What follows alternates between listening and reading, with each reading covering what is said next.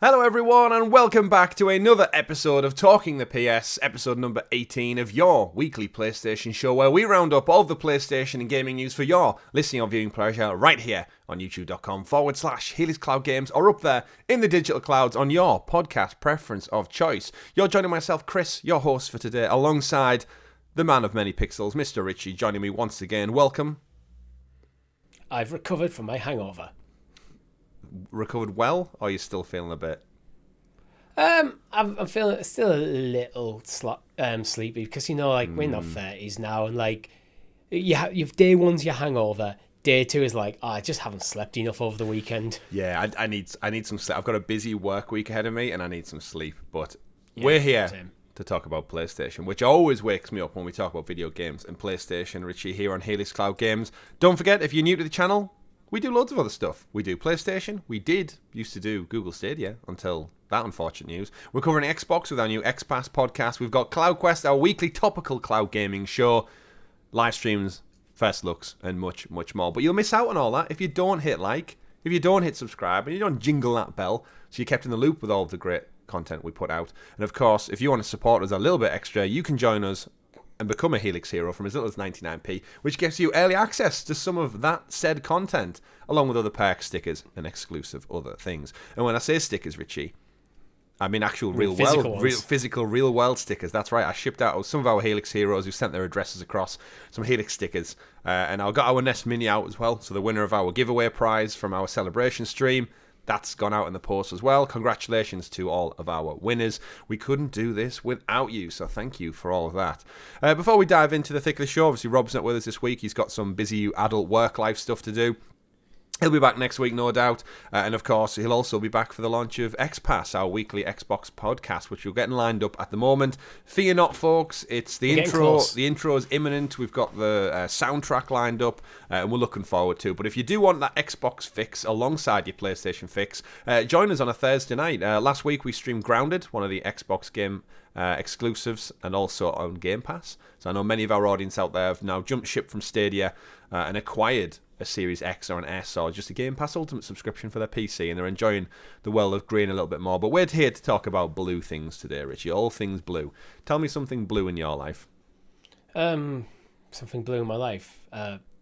Harder than it looks. Harder than it looks. Well, the thing is, when you think blue, when someone says, "Oh, I'm feeling blue," it's kind of like an old worldy, I'm feeling sad. It's like, I'm feeling blue about Sounds of Stadia. Oh, yes, that's right. If you're listening to this on a Tuesday when it goes live on free feeds, we sunsetted our fledgling Stadia podcast after 160 weeks. But you know what? We're here for week 18 of PlayStation, which seems like such a gulf in time, going from 160 back down to 18.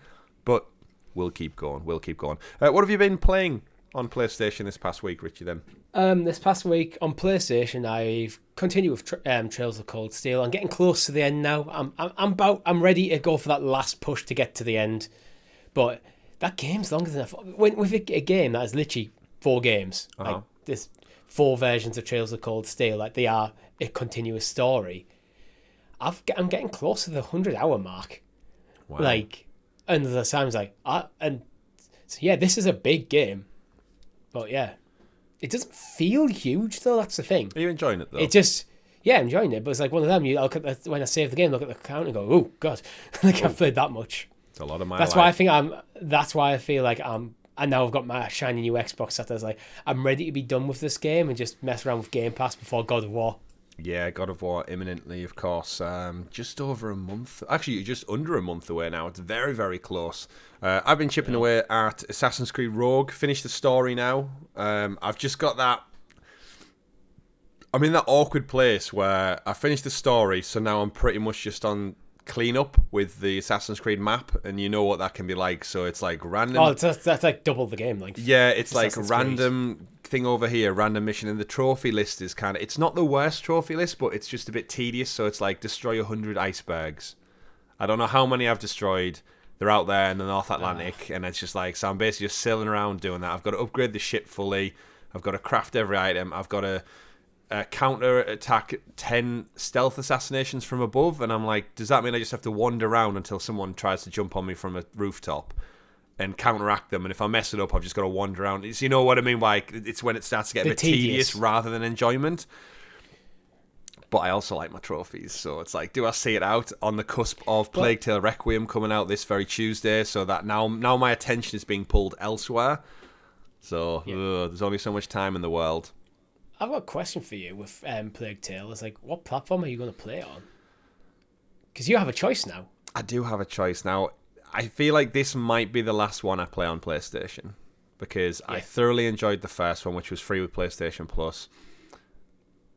And I kind of still want the trophies on this one. However, I do have it on Game Pass, which is free. So now it seems really stupid when I say it out loud that I'm going to spend £50 on a PlayStation game when I've got it for free with my 2-year Game Pass subscription for trophies. But in my mind, I'm like, right, Plague Tale out the way, Ragnarok out the way, and then I think I'm gonna wind back my addiction to trophies a little bit because of the Xbox, because of Stadia.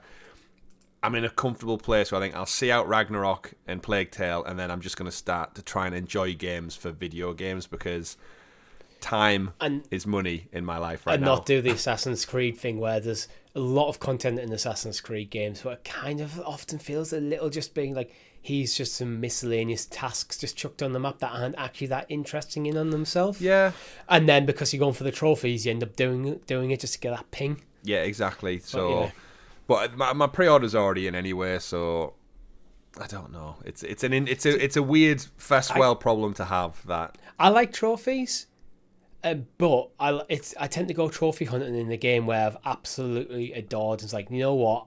When I get to the end of the story, it's like, if I feel like I'm not done yet with the game, that's when I start trophy hunting. And I rarely go into a game with the intention of it. Yeah, I think that's why I'm going to still do it for Plague Tale, because I enjoyed the first one so much. It caught me off guard so much, and because it was a free... Like, I didn't play it at launch. I got it, as I said, with the PlayStation Plus freebies. So I didn't pay for the first one, and I thoroughly, thoroughly enjoyed it last year. So I think that's why... how I missed it. Yeah, I've got that little bit of an urge to continue... Because I finished the first one on PlayStation. I feel like it's doing it a disservice by switching platforms for the second.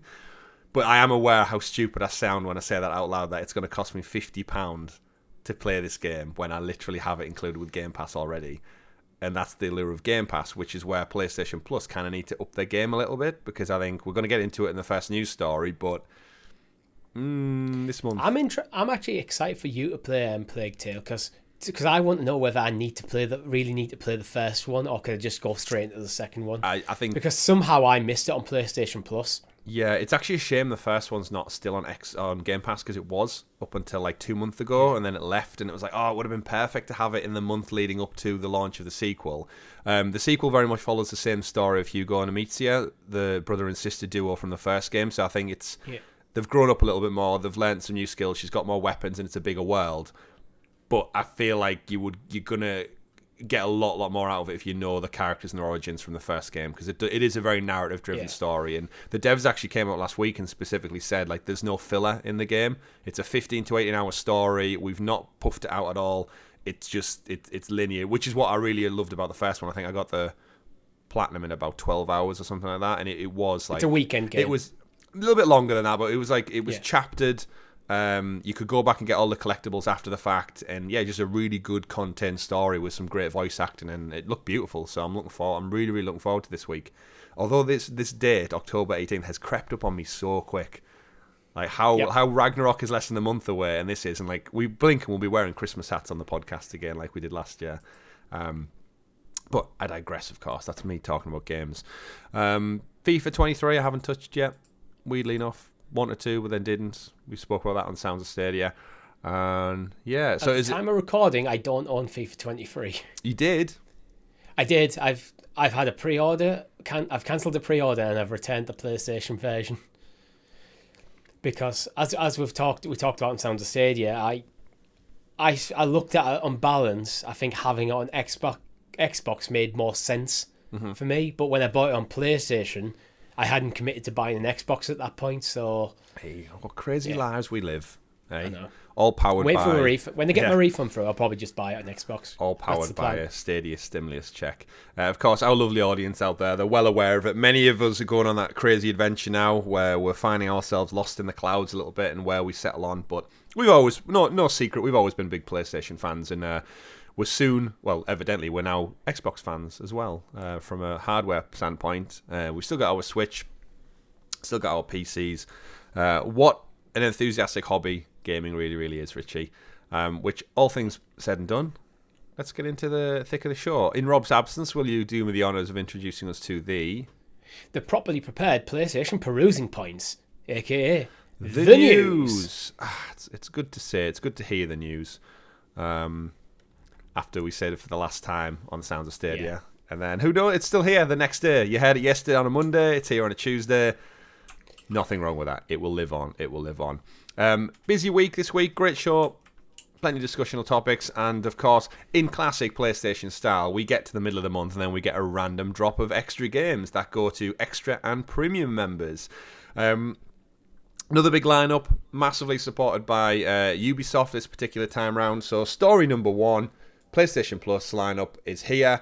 If you are on the PlayStation Plus Extra tier this month, you will be getting Assassin's Creed Chronicles China, Chronicles India, Chronicles Russia, Assassin's Creed 3 Remastered, Assassin's Creed Syndicate, Assassin's Creed Odyssey, all for the PlayStation 4, I should point out. No PlayStation 5 variants for those particular games.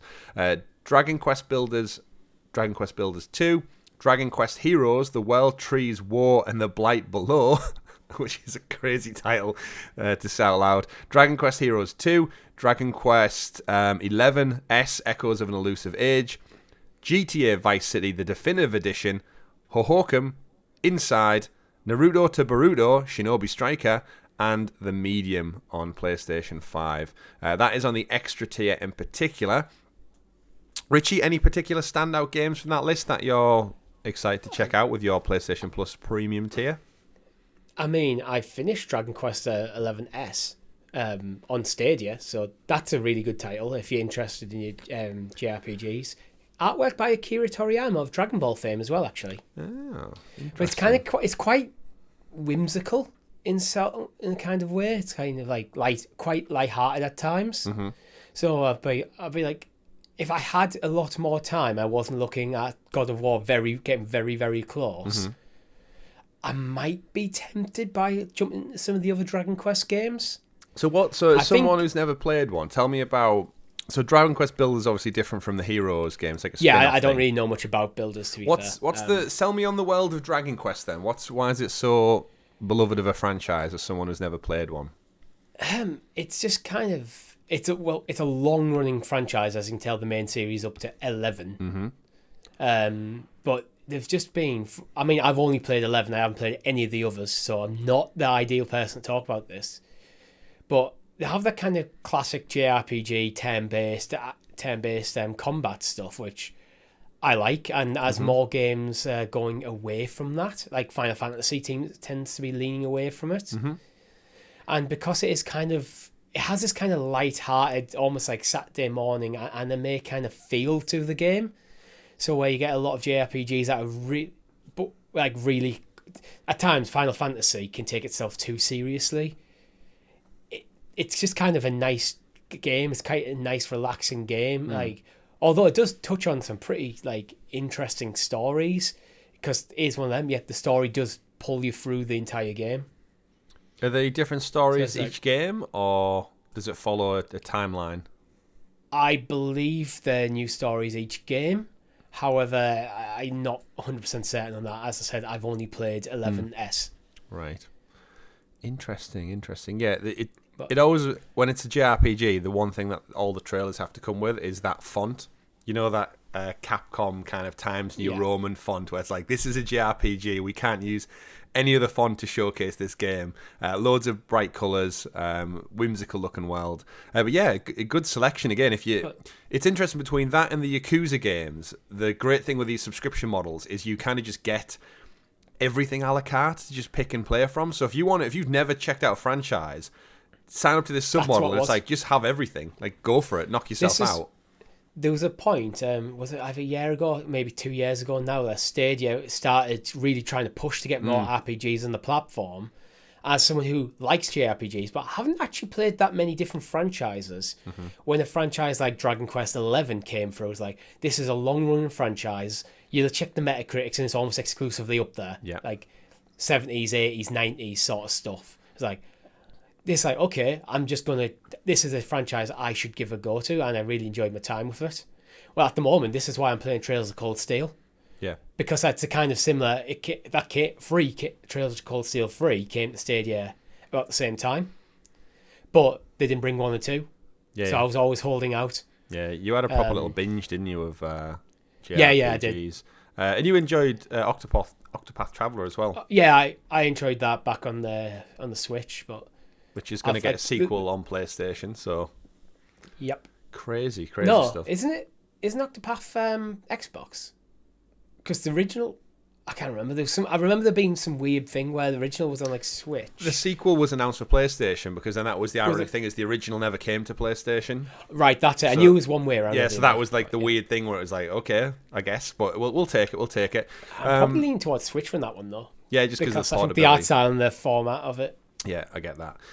For me, Assassin's Creed ones from this particular list, I actually own the collection of Chronicles games, the China, India, and Russia, the side-scrolling Assassin's Creed games, similar to like the old Prince of Persia titles, but in different locations. So, funnily enough, we're obviously going to China with the new Assassin's Creed game. It was Jade, was it not? Was the mobile version in ancient China, which probably might do it a disservice, because I was hoping for a full-on AAA action RPG.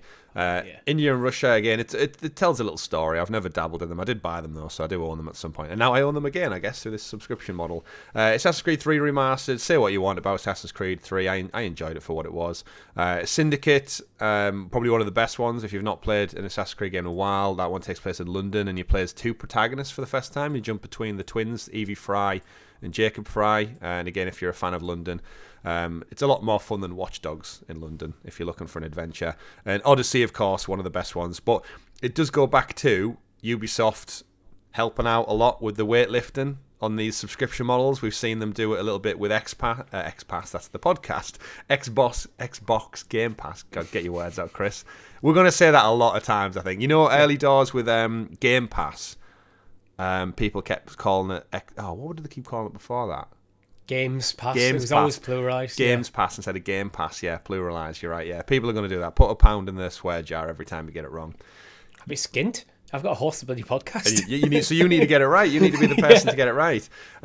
So that those things mixed in with that, I think it's a great selection. If you've never played them before, of course, the biggest weird standout one on this is the Grand Theft Auto Vice City Definitive Edition. Is standalone, so it's not the collection, it's not the PS2 remake or the kind of, like the PS2 up-res version that was out on PS4 for a few years. It's not that. It's a slice of the trilogy collection, Vice City. My favourite of the 3, if I'm honest. I would agree with you there.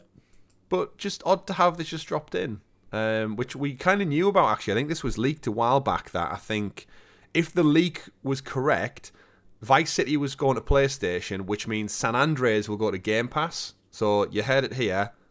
San Andreas will be on Game Pass, announced in the imminent future, I reckon. Because now this has came true. I wouldn't be surprised if we see San Andreas. No one wants Grand Theft Auto 3, it would appear. I mean, Grand Theft Auto 3 was a pivotal moment, but it's just then...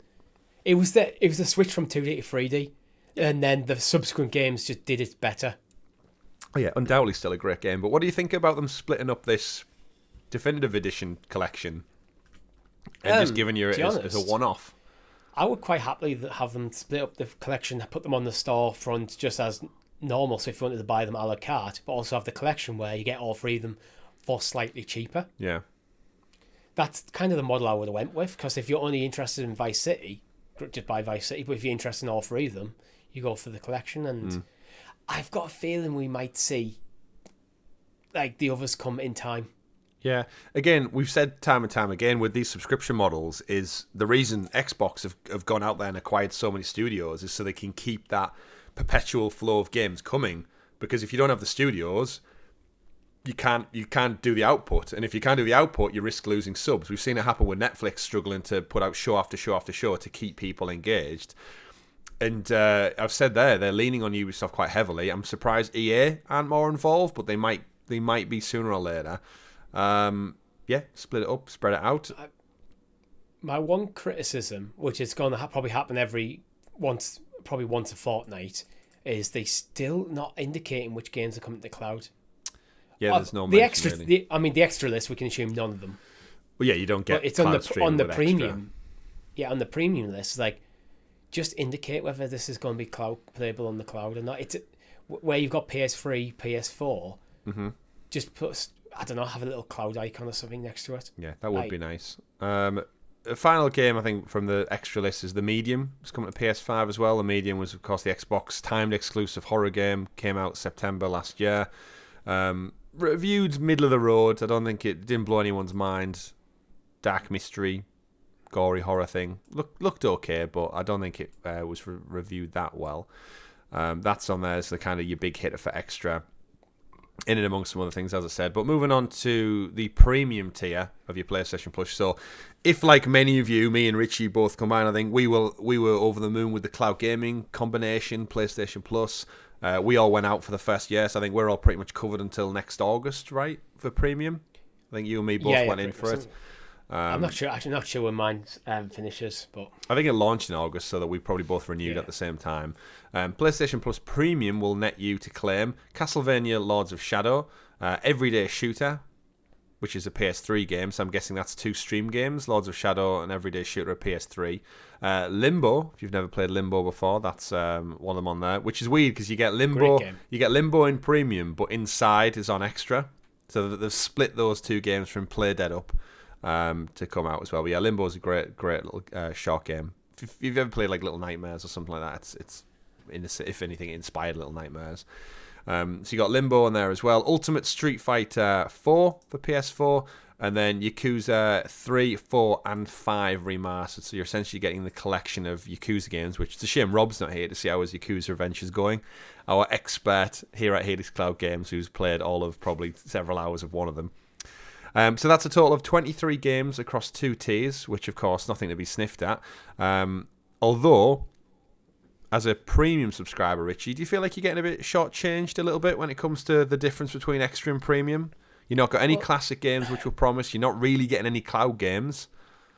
A bit, yeah, because I mean, I think the biggest difference with premium is going to be cloud gaming. So this is where PS Now got folded into. But then they're not. In the blogs that they're releasing, they're not indicating what games are coming to the cloud, so that means that you'd have to go into the library to find it. It's like, can you not just state it in the press releases? Which games? Because that is the biggest difference between premium and extra. Yeah, is cloud gaming. You can stream them all.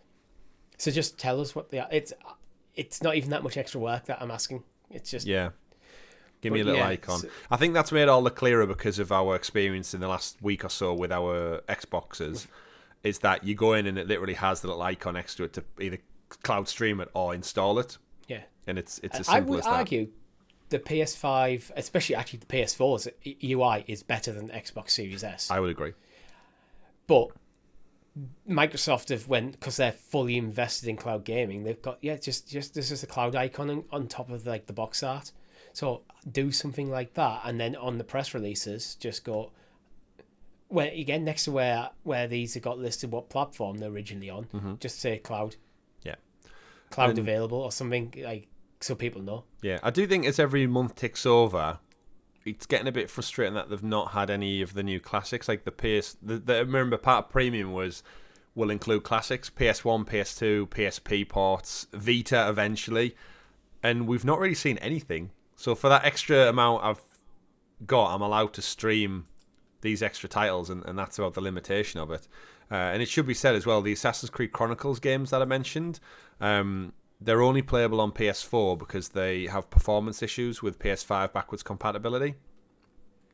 Ubisoft are looking into fixing it, but they're claimable as of this week, so bit of an odd one. Yeah. But yeah, I think it's that void, that gap. I think if you're on Essential, the jump up to Extra is definitely worth the money.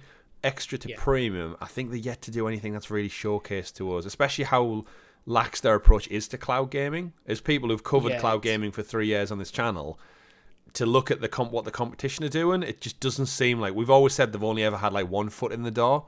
They need to like open the damn door and actually commit to it now. They've got one foot in the door, and at that, it feels reluctant. Yeah. So it's like... I was hoping the move over at PlayStation, the folding play of PS Now into PlayStation Plus, was them going, you know what, we're going to commit to this. We're not going to do it the same way as Xbox is. But we're going to use this to be. This is going to ensure that our games are always going to be backwards compatible, especially with the PS3 era where there was always problems with bringing them games forward. Mm-hmm. But it's the communication. God, it feels like I'm talking on Stadia now. It's the communication around it. It's like, just need to tell us. I think this would look better for premium if every game that came to premium was cloud gaming. Yeah. If they had that guarantee and you were informed of it. Yeah. So it's not like I don't think it's a big ask again to just kind of change that perspective where month on month at the moment premium does look a bit lackluster. Mm-hmm. I mean, if you're a big Yakuza fan, this is an awesome month for you. But yeah, I think it's because you're not really getting any day one games as well. Like Xbox is really good for saying on Game Pass, like this week you're getting Plague Tale Requiem. When a Xbox first party title launches, you get that, and then you get kind of little indie games along the way. Like Tunic was an exclusive earlier on this year. Yeah. When you look over at the PlayStation front, you're not getting their exclusives day one. So Ragnarok's not going to be a big hitter for PlayStation Plus next month. You're getting basically just a list of older games, but you're not even getting the old games they promise, like the classics. You're just kind of getting a collection of titles. And it's like, at what point does the train run out of steam where you're throwing all this stuff into a subscription model, but is anyone actually playing the stuff really?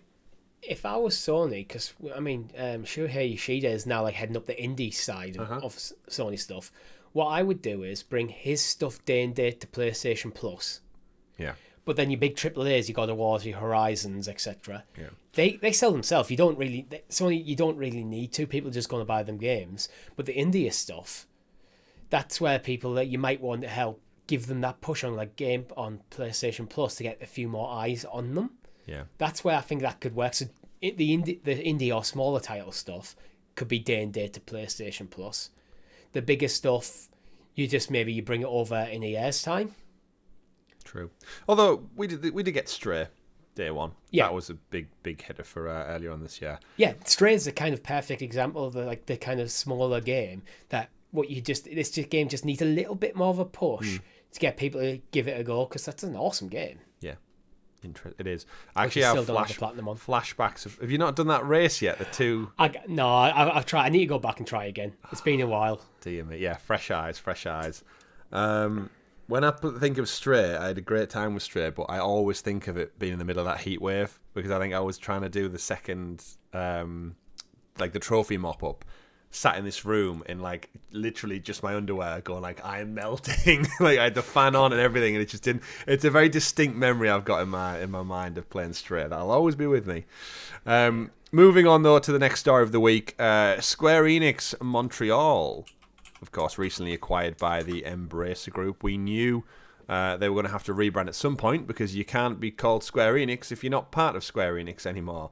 Makers of the Hitman Go, Tomb Raider Go, and a bunch of other things as well, are now part of the Embracer Group. They've renamed themselves to Onoma. That's about all I can say on that. In terms of their press release, they put out a statement basically saying, says, Onoma is the Greek word for name and names, so it offers endless possibilities. Our strength has always been the ability to evolve and adapt to trends and market changes. Our rebrand as a studio, Onoma, why did I say Amona? Onoma is one of the more transformations that we're excited to be taking on. The studios like to continue focusing on more mobile games, but as a few titles have jumped across the consoles too, it's worth keeping an eye at what they get up to. What do you think of Onoma, Richie? I mean, it's a necessary change, but I think Square Enix Montreal it almost carries a bit more weight, because to go, oh, that's a Square Enix studio based in Montreal, so you kind of have that touchstone to the publisher there, and a huge publisher at that. I think Onoma is one of them things where in a year's time we'll hear, there's a new game coming out from Onoma, and we'll be like, who are them again? Yeah, for not a while. Necessarily a credit to that discrediting the name of what it's just. This is just an unfortunate thing that. Yeah. Yeah. You've got no association to it. For the next 2 or so years, until they put out a couple of titles, they're definitely going to be known as Onoma, and then in brackets, formerly Square Enix Montreal, until they kind of get their kind of stuff out there. Did you ever play any of the Go games? No. Really good. Really good. Hitman Go, Tomb Raider Go. It's a little puzzle. It's basically taking a franchise and making it into a little turn-based puzzle game on like a square isometric grid. I really enjoyed. Not Square anymore though. Yes, I really enjoyed them. I actually got the platinum for both of them, I think, on the Vita, because it was the best place to play it. It was just like, again, a little turn-based one. If you've not checked them out, I'm sure they're free as part of some subscription. Actually, you can get them on your phone as well. They are mobile games at the end of the day. Definitely worthwhile looking into if you're a fan of either Tomb Raider or Lara Croft, Hitman, Agent 47. Anyway, moving on. Persona, Richie, you're the big Persona guy here at Helix Cloud Games, and we have some news announcements about the collection that we know was announced for Xbox, and then it was finally revealed that it's coming to PlayStation. However, Atlas and Sega are clearly working with Xbox for these upcoming Persona ports, and we've known that for a while. But not only the new versions of Persona 5 for Persona 5 Royal, Persona 4 Golden, and the Persona 3 Portable, they're going to come to Game Pass day one. PlayStation users have no upgrade path set in place, and Microsoft, of course, even managed to place embargoes on the announcement details, because initially it didn't say it was coming to PlayStation anywhere until we found out after the fact that actually, yes, it is coming to PC, PS5, PS4, and Switch as well. Atlas, although, seem unable to be mentioned those game platforms across social media, so when they're promoting this stuff, it literally just says modern platforms, is all they're allowed to say. So yes, they're all obviously up there working on it, but it looks like it's not the part of the PSP, and Vita games, respectively. PlayStation users seem to be a bit sold short on the deal when it comes to this one, Richie, at the moment. You're a big Persona fan, and you've now got an Xbox, so I'm guessing these remakes, they're going to go play them on Xbox? I find this Push Square article a bit weird, like, because they're saying that the new versions of Persona 5, the PS5 version of Persona 5 Royal is coming. It's coming in like a couple of weeks' time. Mm-hmm. I mean, I get the no upgrade path from the PS4 version to PS5 because that's a very Sony thing. They want you to buy the game again. Yeah. And they've relented on a few cases, but it's clear what their general policy is. It's only pressure that's made them give free upgrades in the past. With Persona 4 and 3 though, like, these are Vita games. Like, I'm not expecting these to be like. I don't see a need for a PS5 version of this, to be honest, because are these games really going to benefit by making them PS5 exclusive? Where if you make them PS4, they're still playable on the PS5. And the other stuff is just marketing. Yeah, and so because in essence, it's what it's saying is if you get the Xbox versions, you're getting a native version on that platform, whereas if you're over on PlayStation, you're getting an older version only that's then playable on it. But if Xbox doesn't currently have them, it's going to be the same thing. The version you get on Xbox is probably going to be the exact same. Say Persona 4 Golden, the version you get on Xbox will be the same you get on PS4. The only difference is the PS4 version will have a PS4 box rather than the PS5 box. That's the only real difference I'm expecting, to be honest. Well, they're saying the Xbox versions for 4 and 3 are native, but isn't that not just because they're not currently on the platform, so they have to be made natively because there's no precursor to them being on there, so you can't put anything on there if it doesn't exist. And we know Xbox is kind of a bit more backwards compatible, so I mean, if anything, it's the Microsoft guys who are losing out if you can't play these on the Xbox One. So essentially the crux of it is there's no PS5 version of these ports coming. Yeah, so my take of it is it's only really there's no upgrade path you don't get a free upgrade of Persona 5 Royale from PS4 to PS5. Yeah. The rest should be pretty much the same. So this is why I find the article a bit weird. It feels like it's trying to make mountains out of molehills, to be honest. It's like, is it as bad as you're making out? Like, which one of the Persona games have you not played out of these? I've only played 5. I haven't played 5 Royal either. Interesting. So would you go for 3 first, do you reckon? I don't know. I think I'm going to go probably 4 because they don't carry on like the story or anything. It's like all standalone. So I think it'll be 4 Golden next for me. That one seems to be a bit more beloved than 3 from what I've heard. Yeah, that's the kind of gold standard. But yeah, gold standard. But yeah, I think before when these were announced, I was like, I think it was during an Xbox showcase or something, and I was like, oh, maybe this is the thing that pushes me on to get Game Pass because they were announced to come to Game Pass. Little did you know. Well, I now have an Xbox. I have Game Pass. Persona wasn't the reason, but it means I am going to play these on Xbox rather than on PlayStation because, well, why would I play them on PlayStation if it cost me more money? Well, unless they come as part of PlayStation Plus Premium at some point. Again, it's interesting to think, like, as time goes on and these subscription models get more and more kind of fleshed out with titles and deals and sponsorships, I wonder if we'll ever just see parity where there will literally be the same game releasing on both subscription models within the same month? Or do you think, like, we've seen a lot of news articles come out this week saying, like, Microsoft pay to block exclusivity. I think it was Ark Survival Evolved. They paid like so many million to have it on Game Pass for 6 months, whereas PlayStation paid 2 point something million to have it exclusive on PlayStation Plus for 1 month, which I saw quite a few people saying about how Microsoft paid a lot more for longer, but then the difference there is after 6 months on Game Pass, it leaves Game Pass. On PlayStation, if you claim Survival Evolved, you have it indefinitely as long as you've got a PS Plus subscription model. Yeah. So it's like there's difference to dig into with that one as well. And then they've also secured, I think, Ark Survival 2's on Game Pass for 3 years for another couple million, which is like, imagine being a developer. No offense, I don't think Ark Survival Evolved is that great of a game. I think there's much better games out there that have done it better and are doing it better now for what its survival kind of model is.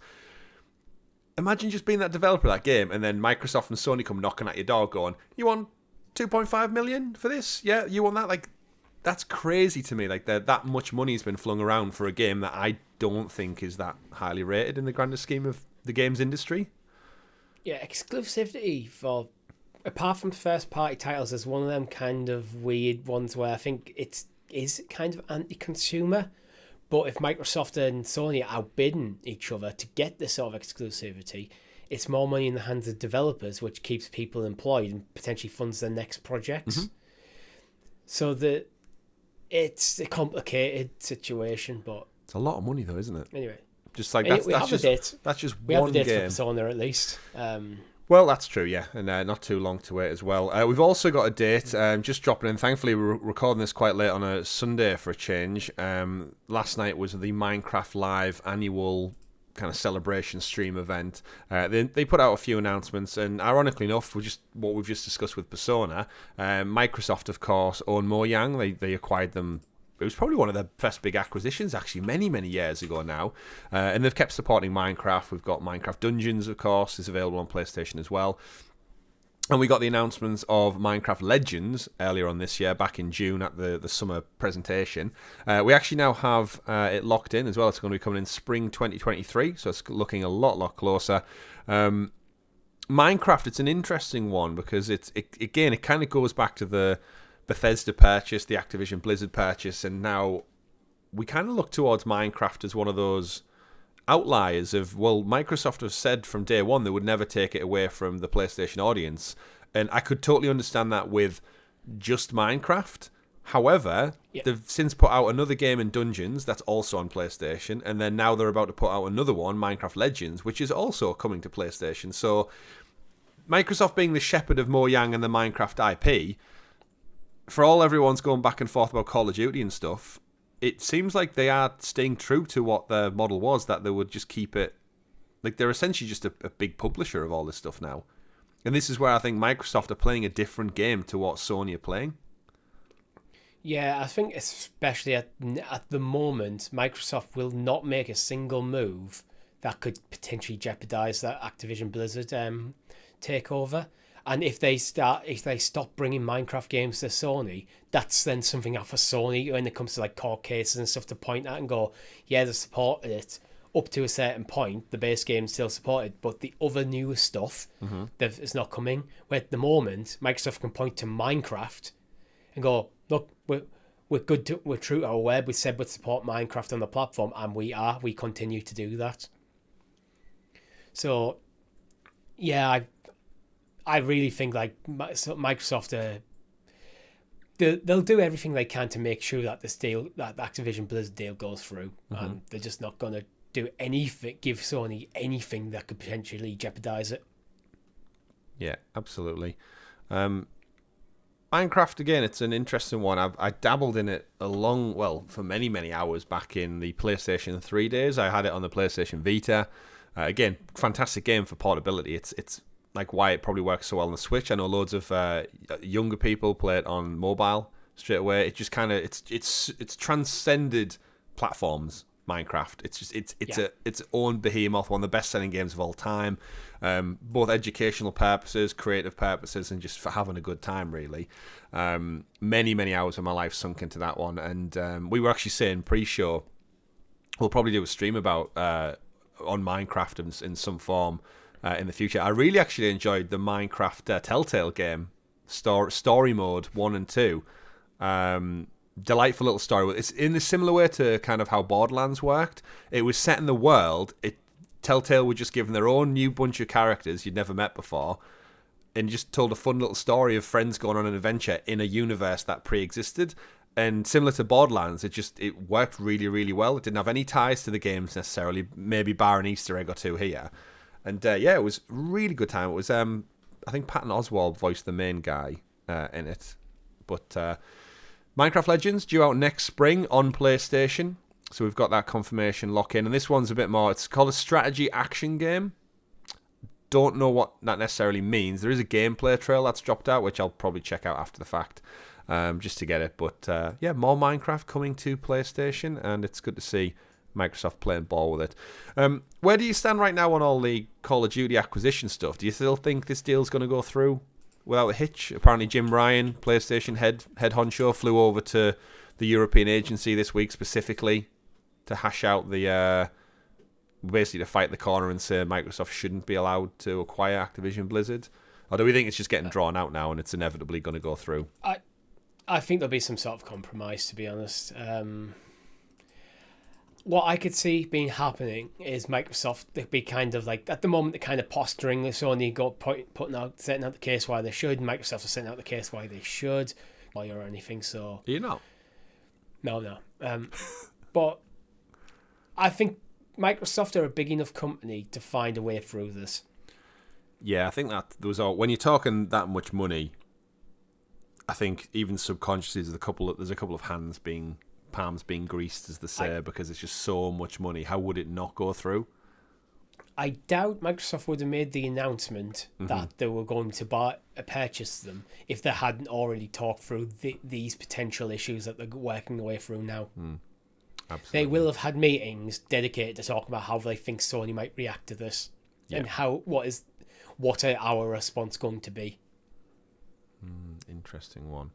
Because then you've got, like you said, it does focus on Call of Duty, but you've got Diablo and a bunch of other IP that falls on. For me, it's like Crash Bandicoot and Spyro. And again, that's that big ironic pull that we mentioned at the top of the show with Plague Tale. Is a huge Crash Bandicoot fan, and Crash Bandicoot to me always will be a PlayStation mascot, along with Spyro. After this acquisition goes through, Crash and Spyro, their next game will be free on Game Pass day one, by the rule of Xbox first-party exclusives. And then it's like, now to me, when a Crash Bandicoot game comes out, do I pay the £50-60 to have Crash 5 or Wumpa League or whatever it is on my PlayStation where I think he belongs and it's his home? Or do I just be a responsible adult, just play it on Game Pass? It's that weird. You might even see things where Call of Duty is not allowed to be day and date on Game Pass. Yeah, that could be. That might be one of the compromises they have to make. Well, you can, it's not allowed exclusivity, and you're not allowed to have it on Game Pass because that would hamper our sales way too much. Well, this is why I think the whole deal it's a long-term deal. Microsoft, you're not buying Activision Blizzard to make money in the next couple of years. No, this is a long-term strategy. Yeah, and And I think it will work out, because like we've had our heads turned and we're like so engrossed in the games industry. Every single time a game launches day one on Game Pass, a AAA game, and somebody has to have that mental conversation of, do I buy it over here for £70 or $80 or whatever it is, or do I get it over here for my $9.99 subscription, or for most of us 2 years included? Whatever Xbox games put out on Game Pass over the next 2 years, Richie, we get it day one. So now we have that conversation. Why would I play it on my PlayStation when... Why would I pay more for something I already have? I already own it. And it's kind of the Netflix thing. Like, how many people have stopped buying DVDs, Blu-rays, albums, because you just have it on a service, accessible whenever and wherever. And... yeah, Crash Bandicoot, Spyro, like they will come, and slowly but surely, like even if Call of Duty, it's in Microsoft's best interest to keep it multi-platform, because then people have that conversation where they go, oh mate, are you getting a new Call of Duty this year? Yeah, I'm getting on Xbox. Why? Because it's free, essentially. And then his mate goes, oh, but we always play on PlayStation. Yeah, but I don't want to spend £70 on it when it's over here for free with my sub. And then over every other month, every other year, the more that happens...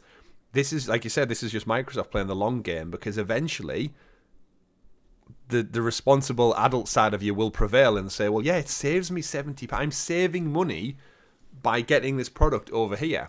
And that's what Microsoft are banking on long term. To put this in kind of perspective, we've both got Xbox All Access for our Xboxes, which is about £21 a month. Mm-hmm. Call of Duty is 3.5 months of our Xbox sub. Yeah. So you play what, two more games? To buy one game without considering... that's paying for the hardware as well, that sub. That's not just Game Pass. Mm-hmm. That's a controller, your console as well. And it really is. And again, I've said Plague Tale this month, £50 on PlayStation, or 5 months worth of Game Pass Ultimate. There is a question for especially third-party developers how profitable Game Pass might be for them. Might hammer their profits a bit. Well, there's other news about that, but we'll cover it on an Xbox podcast, I'm sure, at some point. So we'll keep tabs on this one. I'm sure it'll go ahead, but I'm sure there's going to be a couple more bumps in the road. Imagine if one of them was... I know it wouldn't happen, but you can have Call of Duty, do what you want with the Microsoft, but can we have Crash back and Spyro, please? Imagine if that was a conversation on the table. Like, give us 2 of our mascots back exclusively. And they'll go... and PlayStation will do the most ironic thing. They'll make them exclusive once again, wouldn't they? Yeah. They'd totally turn around and be like, now we've got them, they're only on PlayStation. How ironic would it be? It's like, okay, you can have... we'll let this deal go through, but we'll take Crash. Forget Spyro. We'll just take Crash and we'll give it back to Naughty Dog. There you go, guys. We'll got it back for you. It's like... we don't want it. Last of Us? Yeah, like, we've moved on beyond orange marsupials. You gotta love it. You gotta love it. Oh, the world of video games. One of the things I did want to touch on for this week as well is FIFA 23. We mentioned it on some of our other shows this week. It's had the most successful launch party ever. 10.3 million players within 1 week. So it's triumphantly termed the latest release as record-breaking, which is crazy because it's the last year. Well, it's the last FIFA game we're going to have, because next year's will be EA Sports FIFA FC, I think it was called. And it seems to be more popular than ever. We know the sports games do gangbuster numbers for EA in particular. They're able to monetize it very easily. Sales charts, check it. It's a big year for football. And one of the news stories this week is part of the kind of launch success and party, they've also leaked their World Cup mode as well. So the Qatar FIFA World Cup is coming back end of this year, November, December. And there was some screenshots that came out this week, showcasing the FIFA World Cup Live, the World Cup event, and the tournament, including more teams as well. Interesting enough, Richie, 48 teams are going to be playable in the World Cup mode, even though there's only 32 teams that qualified. So I'm guessing this is just to give some of those countries who didn't qualify a chance to relive their dreams digitally. FIFA do some weird stuff. Like, one of the things that I was a bit annoyed about on this when I have played it is like the amount of subs you're allowed in the Premier League. It's still a bench of 7 when the Premier League, I think, allows a bench of up to 9 now, and I think you're allowed up to like 4 or 5 subs rather than just 3. It's like, so you haven't updated this sort of stuff. So it's like, that's the sort of stuff when, like, as a career mode fan, that annoys me. It's like, come on, guys, like, the sport's change in line with it. Yeah, simple things. With the World Cup stuff, it's interesting because remember there was a time when all these World Cup games would be separate. There would be an individual separate launch. Like, I have very, very fond memories of the 2002 Korea and Japan World Cup because the game... I had FIFA 98 Road to the World Cup. Road to the World Cup. Like, as if, like, game developers... Like, it is crazy thinking in the day we live in now, it's no surprise that it's just a patch update and a kind of like a season... Ironically, a season pass. Whereas, yeah, back then it'd be like, oh, I've got FIFA for this year, but I'm also going to go and drop another 30, 40 quid on a World Cup iteration of the game. But yeah, the FIFA 2002 World Cup game, when you shot the ball with full power, it actually did like red flames behind the ball. And when you had 3-star players on each team, so I think on the one side it was like Alan Shearer, Michael Owen, and maybe Beckham or something. And if you sprinted with them, they had like little white like sprint speed lines and... It's funny. Good old Emil Heskey up front, doing the big stuff. His son's actually just signed his first professional contract, actually. So there's going to be another Heskey out there sooner before long. Moving on, though, to some of the final stories of the week as we wrap up. Gotham Knights. I've been saying this for some time, Richie. It doesn't seem to be having the best of times. In the absence of Batman... Both in the game and in real life, I guess. It's coming under for some flack and some fire. And one of the reasons being is this weekend, it was revealed that despite scrapping the previous generation versions on PS4 and Xbox One, Gotham Knights is going to be locked at 30 frames per second on current gen hardware. I'm not a frame rate snob. I don't really think I can visually see it. Like we've said many times on the show, I think you and me are both on the impression that video games look gorgeous. They play quite smooth. I sometimes get it. I understand it, but it feels like Gotham Knights in particular just can't get a break. There is actually a big jump between 30 and 60. I think when you start going beyond 60, it's less noticeable. It does suffer diminishing returns. But if you've only ever played in 30 frames per second, then and you haven't really made that jump to 60 in a lot of things, then yeah, it's like if you bring up say Control or something and you play it in like with ray tracing on and stuff, and you probably lock to 30 frames per second, it's fine. But then when you switch over to performance mode, ray tracing goes off and the game just feels that much smoother. Yeah. So for me, whether it matters or not depends on the game.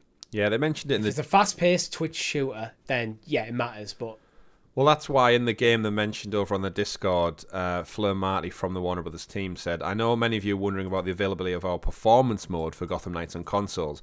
Due to the types of features we have in our game, like providing a fully untethered co-op experience in our highly detailed open world, it's not as straightforward as lowering the resolution and getting a higher frame rate. For this reason, our game will not have a performance quality toggle option and will run at 30 frames per second on console. To which, yeah, it's getting things up and down. But what I think it's done more than anything, it's triggered a lot of people into coming out and basically saying that they're not interested in this game. Like, I've seen people saying I'm cancelling my pre-order. I've been under the impression for some time, as someone who loves the Arkham games, and I've been after a new one for quite a while, this isn't another Batman game. Suicide Squad isn't another Batman game. So I feel like as a fan of the franchise, I'm still just left wanting of the next Batman thing. And Gotham Knights is obviously done by Warner Brothers Montreal. So these are the guys who did Arkham Origins. So they're not the full Rocksteady team anywhere. It's been delayed for quite... Remember, this development team, Rich, have been working on this game for 8 years now. Yeah. And now there's no Batman in it. And it has...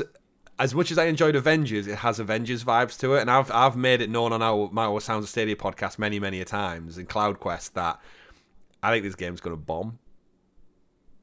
Where are you at with Gotham Knights right now? I just think this game is just... not necessarily think it's going to bomb. I think it's just going to come out, and some people are going like Avengers. There's going to be some people who like it, but I think a lot of people are just going to just go meh. It just feels like a very much a meh game to me. It doesn't feel like it does anything, unless you're a hardcore Batman fan, like that Batman extended universe, not just Batman himself. Mm-hmm. I just don't feel like it's doing enough. I haven't seen enough of the game to make me go, I need to play this. I've seen plenty of the game because IGN have been doing some IGN firsts, like early preview content, and all of the comments just rip it apart with saying, like, how is there no NPCs on the streets of Gotham for, like, the 5th game now? It's just, like, the streets are always empty and abandoned, yet it's supposed to be a city metropolis filled with millions of people. Yes. It's the same, like, art style. I've seen loads of people critiquing it, saying it looks like a last gen game, and, like, harshly enough, some people say a PS2, PS3 game, which I know is just it's just a meme joke, harsh. But I kind of see, because it doesn't look much different from Arkham Origins, which came out 7-8 years ago. And yeah, I think there is something to be said just about missing Batman. This also, I should point out, it doesn't take place in the Batman Rocksteady universe. It's its own separate thing, but it's based on the same art style as the others, which I think is also doing the game a disservice, because they've not got the green light from Warner Brothers to make it part of the real world. So, you know, when you kind of like, so if it's an alternate universe that exists and it's not tethered to anything I've played before from these studios, then why should I care? Is almost the other thing. If Batman's dead but he's alive in every other version of the world, then why should I care? I wonder if this game's been hammered by the fact that Warner can't seem to decide whether they want to be in or out of the gaming industry. I think so. So this might have caused like a problematic development internally. It's like, well, is it going to be? Are we even going to be making this game? When the new owners come in, do they just can it? And it does feel like a game that should have come out a couple of years ago on PS4. Yeah. And this is the problem with, we've seen it with Sea of Thieves and games that get stuck in development hell, where almost like their moment to shine has passed them by. Yeah. Bear in mind, this is coming out the 21st of October, so it's coming out a couple of weeks. We're looking at me and you, we're both looking at God of War right now. Like, as something far off, so it's like, am I going to be buying this game? A game that I know I'm not going to finish in time before I want to jump into God of War? Or am I just going to save my money, mess around with games I've already owned for the next like month or so, once again then play God of War, and then maybe come back to this later? But by that point, I think it'll be long forgotten. Yeah, it's an interesting one. It's a shame, because I think it probably is a fun game. Oh, undoubtedly. Is it good enough? Like, Avengers was a draw fun, my attention. Yeah, Avengers was a fun game, but £60 as well. So part of me thinks this would have done a lot better if it was part of, ironically, a Game Pass or a PlayStation Plus launch. Get more people on it. But yeah, like, realistically, like, everyone's saving their money for other things right now. But yeah. And next year is looking absolutely stacked as well, so it's like... Well, they couldn't have delayed it anymore. They've got Suicide Squad coming next year from Rocksteady, which, again, I have my doubts on Suicide Squad, because I know they're trying to do something different, but it's like... But the Batman Arkham games are such a good formula, and it's been so long. Like, Arkham Knight came out in 2015, Richie, so by the next year, we're going to be 8 years on from that. We're 9 years on from... When? Yeah, it feels like this should have come out maybe a year or two after Arkham Knight to kind of capitalise on that. On that era of Origins. Like Batman games. Yeah, Arkham Origins 2013. So that's the last game this studio put out. Bear in mind, The Last of Us came out in 2013 on the PS3. That's how there's a potential scale we're talking. Yeah, there's a potential saving grace for this game if the story absolutely lands. Then the things like when you're looking at like being locked to 30 frames per second, where actually I think this is a game that would benefit from 60, just with that fluidity of the combat. Yeah. And maybe the previous gen graphics, which then in combination that's not a good look. If people are going, graphically it looks like previous gen, and you can't get to 60 frames per second on next-gen platforms. Well, that's what been one of its critiques, is that the gameplay feels like it does from the Arkham games, which isn't a bad thing. The combat's fantastic, but is it dated by today's standards in terms of fluidity and such? So, but if it comes out and that story absolutely lands, then it's like that stuff gets forgotten. Yeah. Because then it becomes a great game. So the biggest tell will be, is Batman actually not dead? And can you play as him? Because that, I think, will pull a lot of people around immediately who just say, I don't want to play as Robin. I want to play as Batman in Arkham, in Gotham. Like, that's the whole... Like, his side characters are cool. His villains are even better. But without the linchpin of Batman, does the franchise have its legs? the argument works now, but if we're talking about 6 years ago, so a year or two out from Arkham Knight, you probably wouldn't be making that argument because you've just had your fill of a Batman game. Yeah, and I'd be like, oh, awesome. It's just more of the same content world, but because it has been 8 years. Oh, cool. I'm expanding on if it was linked to the it would have been Arkham supplementary to the story. I'm expanding on the world with new characters and stuff. Like, yeah, that's good, but... Yeah. Either way, not long left. I do hope it does well for the sake of the studio, because I think, Montreal after Origins and then this and an 8-9 year development cycle, they've got to do something to speed up production, because like you've got to imagine many, many millions were pumped into this game, and if they don't see a return, that's problematic, especially for Warner Brothers, who was so cutthroat right now with their TV divisions, their movie divisions. Like, they're scrapping stuff left, right, and center. So watch out. Final kind of one I wanted to touch on for the week, Richie. PlayStation Stars. It's launched worldwide now. It's rolled out in the UK. We've had our hands on it. Any first impressions of the fledgling Stadia PlayStation Rewards program? I like the fact that you can, when you build up your points, you can get store vouchers. That's a good thing. And that's about all I have to say about PlayStation Stars. It's very lackluster. It's like, yes, I've got a digital Tyrannosaurus Rex getting an apple off a tree. How did you get that? I played a game on PlayStation. Oh, okay. So it's like you can unlock these weird trophy things, but at the moment it's locked to your phone. Yeah, you can't access it on console yet. And to be honest, like, you get like, it almost looks like a shelf where you can just choose which ones you display. But my question for it is, why?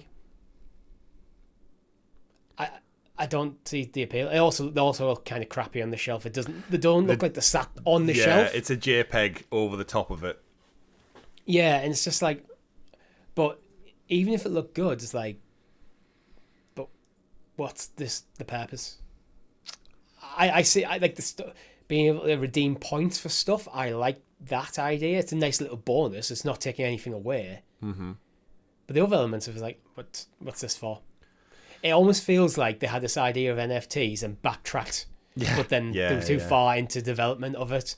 So that's not. We'll just get rid of the NFT bit of it, and they're left with just this thing. Yeah, I got like a telescope. I think was the first one they gave you for basically downloading the app, and I was like, why the hell have I got a telescope on my shelf? I noticed the T-Rex has got Sly Cooper's staff. Is that what it is? Yeah, I don't get why it's a T-Rex though. And a lot of the early ones, they're all like the ones that looks like you can acquire at Ape Escape. Like, I platinumed Ape Escape when it launched on PS5, but it's an odd franchise to pin your whole launch collectibles on. Ape Escape, that beloved, famed franchise of yesteryear. I mean, there is like kind of quests and stuff, but I looked at a few of them and was like, I just don't want to do that. Yeah, I don't really know where. So it's all done through your PlayStation app, isn't it? Yeah, it's through the PlayStation app. So, like, when it first launched, when I opened up my PlayStation app, it took me straight to the Stars landing page. Yeah. An interesting one. I've got nothing on my shelf right now. It's bare. I guess I'll put the telescope back. I also have a banana that's underwater. Yeah, I tweeted out about it, just saying, like, I've had PlayStation Stars for 24 hours and I already just don't care about it. Yeah. I have it.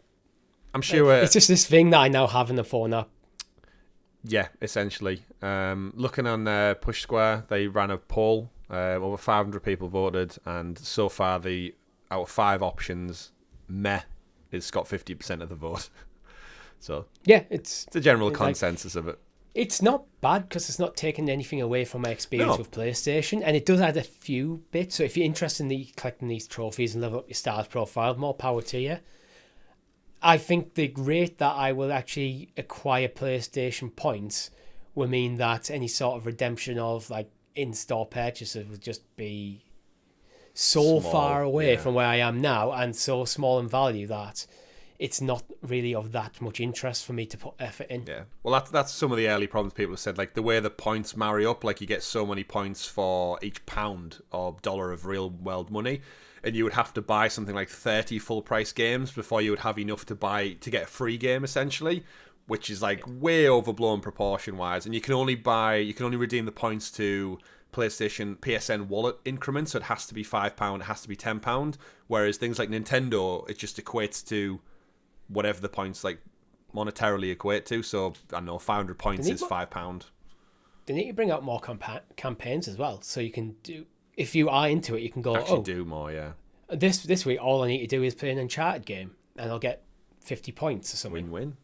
Yeah, play an hour of Uncharted, not a bad hour to spend. Not at all. He's a Nathan Drake trophy put on your shelf and there's some points. Yeah, it's interesting. I hope it's early days. Yeah, I hope the trophies come in more, because I think I've got a few avatars, like, you know, when you get the platinum for God of War, and like 3 months later they'll email you and say, congratulations, he's an avatar of Kratos or something. Like, that was cool. But yeah, it'll tie in with it, I'm sure. But that is all. I always miss them because they don't go into my main inbox. They go into like a promotional inbox that I never look at. Yeah, that'll be the case. That'll be the case. Yeah. Maybe one day we'll have some collectibles. PlayStation Helix Cloud Games stars, Richie. We'll have to work on that. Actually, you know what? We probably should work on refreshing our badges and stickers somewhat on YouTube as well. But we'll get on that one. That's been it for episode 18 of Talking the PS, your weekly PlayStation podcast right here on Helix Cloud Games. Don't forget to give the video a like, subscribe, and hit that bell so you're kept in the loop with all of the wonderful content we do here, like XPass, our xCloud and Xbox gaming podcast, soon to launch in the void left by the Sounds of Stadia podcast. We also have CloudQuest, goes up every week on a Friday. If you're a Helix Hero, you can actually get that up to 6 days early right here on YouTube. But of course, many live streams, many first looks, also every Thursday. Join us alongside the community as we dive into some games. And do join us in our Discord. We've got a wonderful, vibrant Discord where people are talking video games, life, and all things generally. Great group of people over there. We absolutely love and adore them. Richie, we're going to go away and record an episode of CloudQuest where we're diving into... We are diving into the Game Pass library. As people new to Game Pass and Xbox, I think it was a good opportunity for us to actually sit down and let's look at what's the biggest hits that we should play. What should we play? And if you have any recommendations, do let us know in the comments below. We're always open up to trying new things and playing new games. But that's been it for this week. My name's been Chris. And I've been Richie. We've been Talking the PS for Helix Cloud Games. Have a great week, folks. See you on the next one, and play it wherever makes you the happiest. Goodbye. Bye.